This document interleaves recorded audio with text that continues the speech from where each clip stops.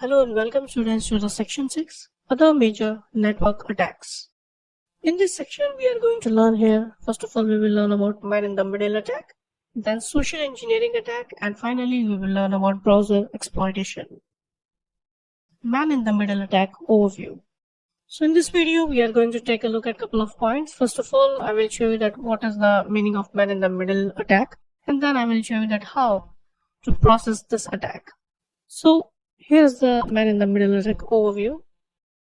So in this attack, attacker intercepts communication between two machines, right? So in the first point, it is written that basically attacker or hacker intercept the communication between the two hosts or two machines. If two machines are communicating with each other in a network, so attacker can intercept their communication.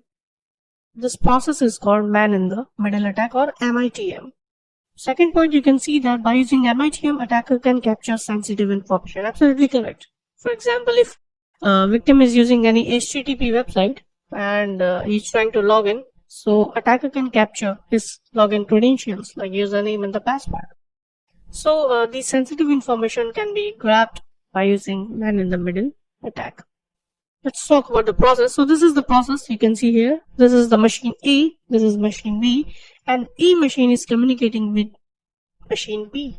And here is attacker C, and C is trying to intercept between A and B, right? So for example, A is sending some packets, data packets to machine B. So C can capture those data packets. C can basically observe that those data packets. C can capture the information available in the data packets, right? So this is called man-in-the-middle attack or MITM. By using this attack, attacker can grab very sensitive information, as I already told you, like username, passwords, and some other information which is sensitive. So this is all about the man-in-the-middle attack, and we are going to perform man-in-the-middle attack in the next video.